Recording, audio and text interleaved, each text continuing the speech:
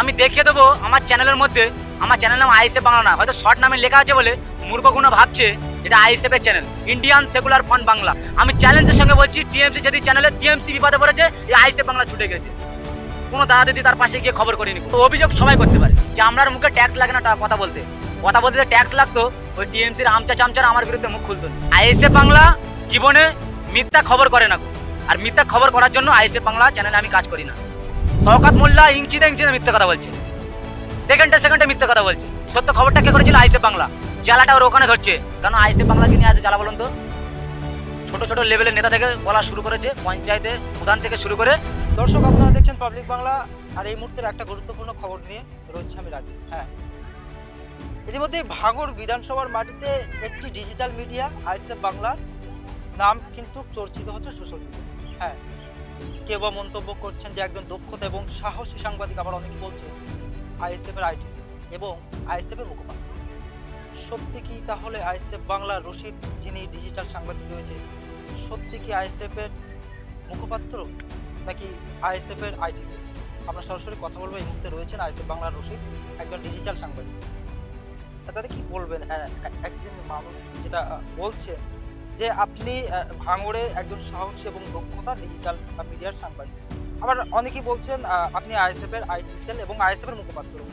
সত্যি কি আপনি আইএসএফ এর মুখপাত্র? তারা সত্যকে ভয় পায়।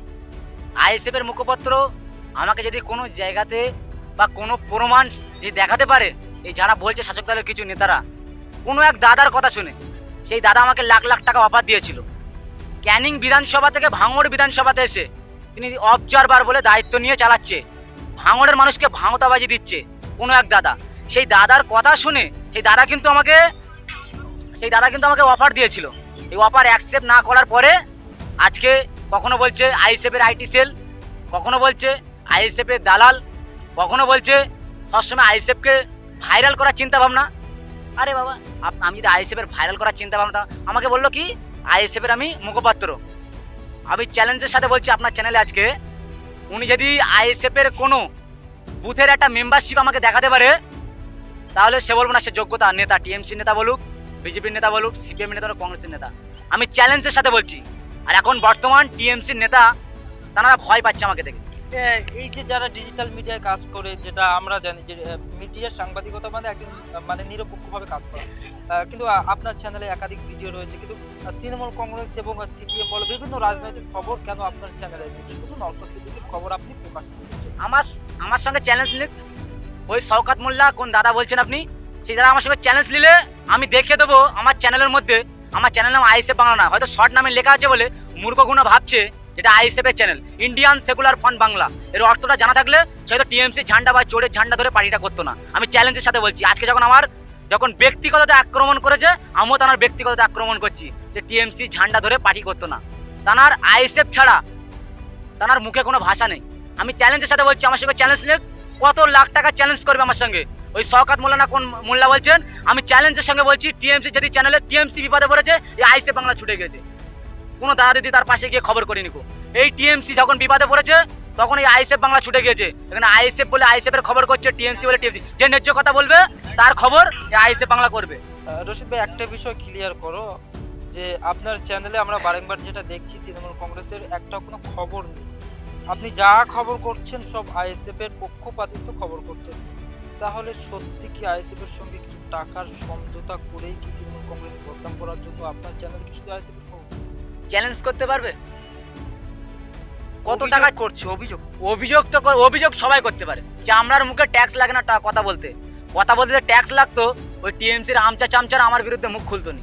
প্রথম ওই টিএমসির আমচা চামচারা আমার বিরুদ্ধে মুখ খুলেছে, কোথায় প্রধান, কোথায় হচ্ছে বুথ সভাপতি, লাস্টে ওই হারমাত যে নটোরিয়াস ক্রিমিনাল, লাস্টে আমার বিরুদ্ধে মুখ খুলেছে।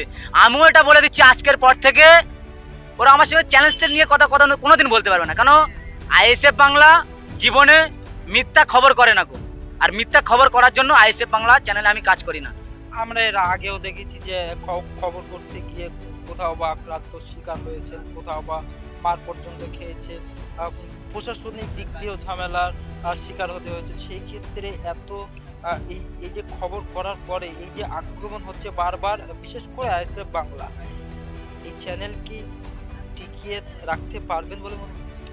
আমি চ্যানেল টিকে রাখার কেউ না, আমি একটা চ্যানেলের সদস্য। প্রথম থেকে বলছি, এখনো বলছি, আমি ওই চ্যানেলের সদস্য হিসেবে কাজ করি। কেউ যদি বলে আইএসএফ বাংলা চ্যানেলটা আমার, এটা ভুল। আমাদের চ্যানেলে অনেক ছেলে কাজ করে, প্রকাশ্যে হয়তো আমি কাজ করি। শওকত মোল্লা ইঞ্চিতে ইঞ্চিতে মিথ্যে কথা বলছে, সেকেন্ডে সেকেন্ডে মিথ্যে কথা বলছে।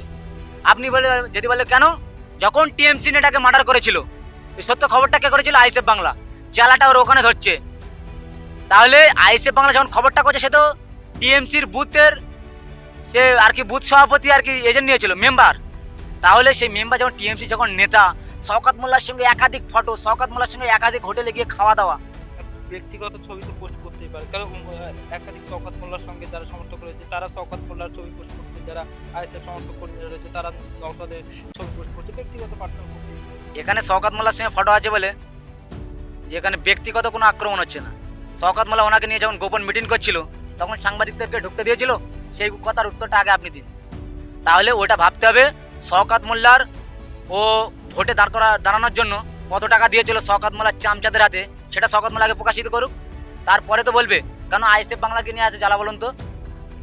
ছোট ছোট লেভেলের নেতা থেকে বলা শুরু করেছে, পঞ্চায়েতে প্রধান থেকে শুরু করে এখন শওকত মোল্লা নিজে বলছে, আর পারছে না গো। টাকা পয়সা, অর্থ, গাড়ি ঘোড়া, লাস্ট পর্যন্ত হুমকি, মার। এখন কি চাইছে বলুন তো? এখন চাইছে ওকে রাতের অন্ধকারে নিখোঁজ করে দেবো। শওকত মোল্লা নিজেও বলেছে যে রাতের অন্ধকারে ওকে নিখোঁজ করে দে, দায়িত্ব আমার। যে নিখোঁজ করবি তার দায়িত্ব আমি নেবো। তাহলে শওকত মোল্লা কি করতে চাইছে?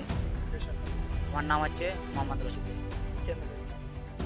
চ্যানেলের নাম বলতে আইএসএফ বাংলা।